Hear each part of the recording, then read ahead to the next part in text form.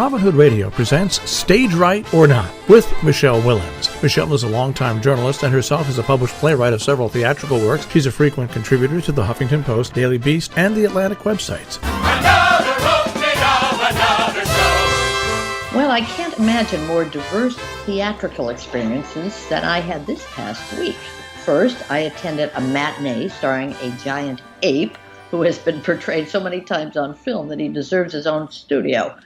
Then I saw a pair of 90-minute one-acts based on this country's most famous duo of explorers. Think Hollywood blockbuster versus indie. Finally, I saw a star-studded trio on, and also sort of off, Broadway. Well, let us start, as I did, with King Kong. Now, this production hails from Australia and was penned by Jack Thorne. He recently won a Tony for his script of the Harry Potter plays. Well, let me say up front that no, it's not a good musical. In fact, the music is totally forgettable, but neither is it quite as bad as you've heard.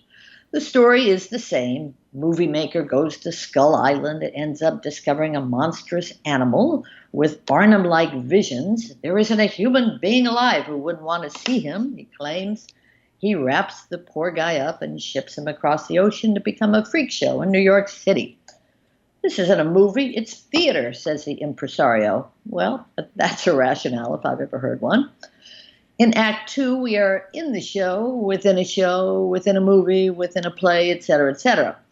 While the swoony, pale love interest is recalled from cinematic history as Fay Wray, then Jessica Lange, then Naomi Watts, here she is played by Christiane Pitts, an African-American dynamo. This King Kong has, in fact, become her story. At least I'm not some man's property. I'm no damsel in distress, she sings. She saves a monster, gets the job, and the best numbers, of which there are maybe two.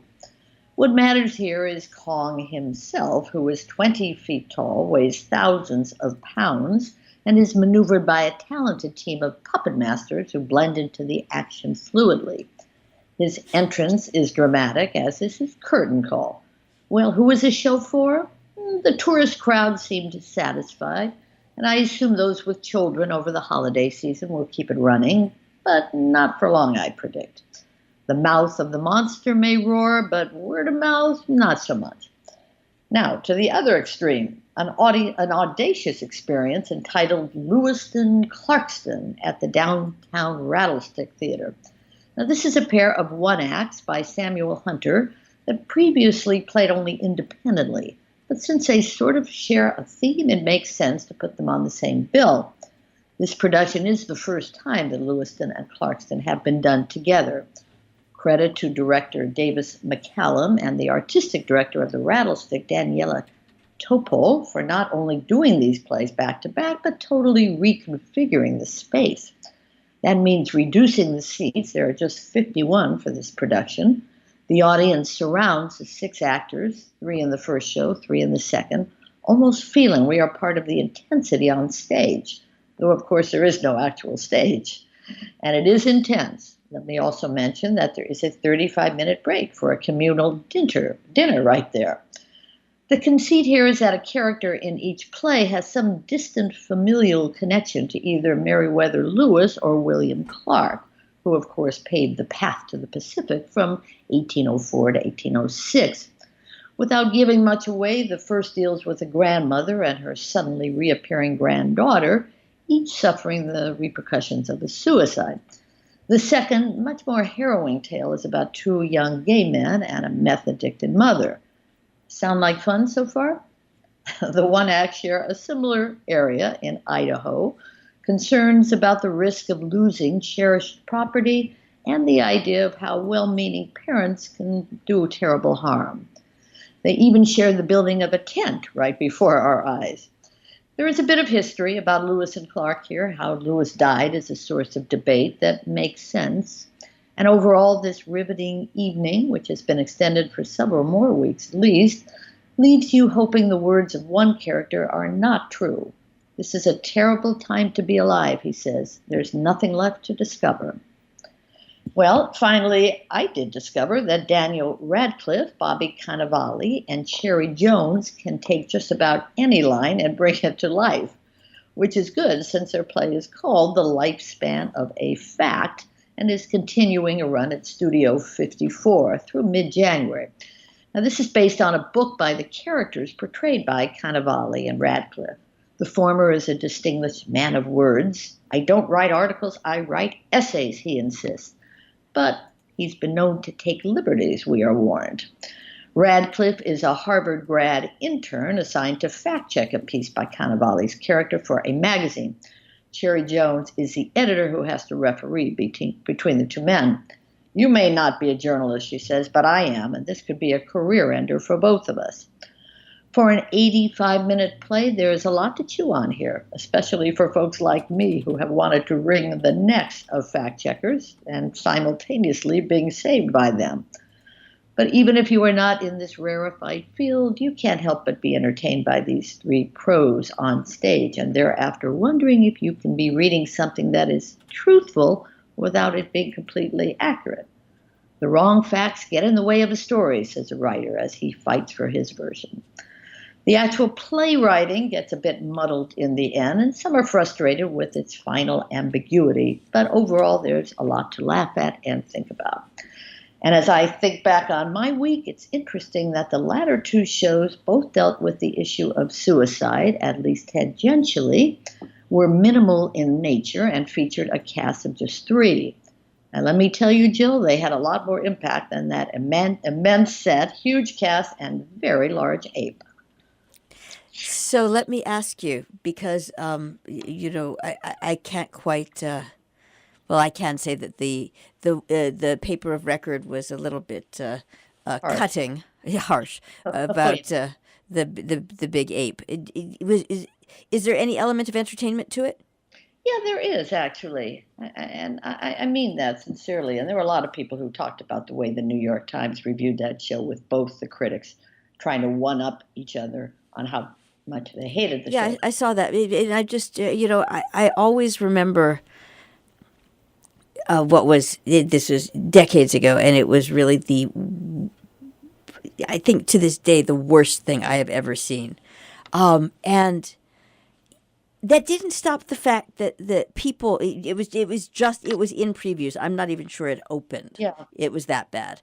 But the fact is, and there were names attached to it, real live people who have gone on to obviously forget that, but they probably laugh about it in their spare time. And it's what is really inefficient is not recognizing the amount of blood, sweat, tears, life, and attempt and money that goes into any of this, even if it's just ghastly. I know, and I felt that too. And this is a lot of money, by the way. The budget is enormous, and it is a huge cast. But yeah, you do feel it. I brought a friend with me, and he said, God bless these dancers. They're up there, and doing their thing and trying their best. Is it a gimmick thing?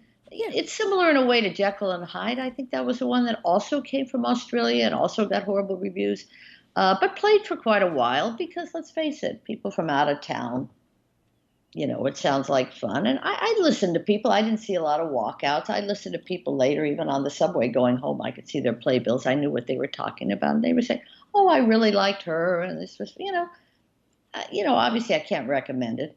It's not a show for the, oh, God, dare I say, intelligentsia, No, but this is the thing that I'm just all over and cannot wait to see.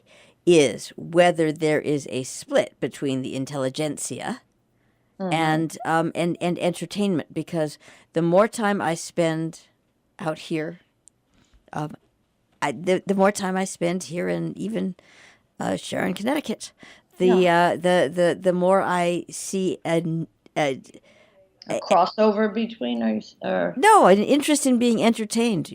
There are a lot of people who are ready to, and who have been getting on with their lives for ages now, and then there are some who just still aren't, and sort of need to relitigate.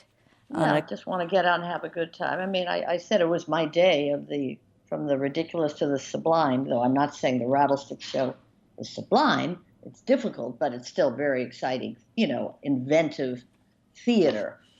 And this is after coming from King Kong. But, there's room for both. There's room for Ferryman. There's room for King Kong. There's room for, How's Ferryman selling? Yeah. How's the Ferryman selling? The Ferryman is doing well, but I will tell you, every time I go to the ticket booth, which is almost every Wednesday and Saturday now, partially as a reporter because I'm very interested, there's always Ferryman tickets. So, it's which kills people who say, "Oh God, I paid $300 for those months ago," because they heard about it in London or whatever. So there really are seats. It's doing well. I mean, the lifespan of a fact had plenty of cheap seats and empty seats, even though it's star-studded and had very nice reviews. Over Christmas season, I'm sure things will get crowded. The big sellers right now apparently are To Kill a Mockingbird, believe it or not. It's doing really, really well, even though it doesn't officially open till the middle of December. And Network, which I am going to see in a couple of weeks. That's doing well. But, one is based on they're both based on. They are both huge works in the public consciousness. That's exactly right. With big names, you got Jeff Daniels as Atticus, and you've got Bryan Cranston as we know who. He's mad at hell. He's not going to take it anymore. So anyway, it's a very interesting time right now. I mean, when I think back of last fall, when there was nothing new. It was arguably the worst fall season in Broadway history. The only new show was a terrible one at the Roundabout, Paris Wife. But really, I haven't even had time to see everything, and I'm trying to catch up. I like to do the small, I like to do the big, and then something like Lifespan, which is kind of in the middle. It's a Broadway show like Lincoln Center. It qualifies as Broadway. But it's rather intimate. It's Studio 54, so I don't know. There's small, medium, and large, and there's something for everybody. Stage Right or Not with Michele Willens, produced in the studios of Robin Hood Radio, robinhoodradio.com.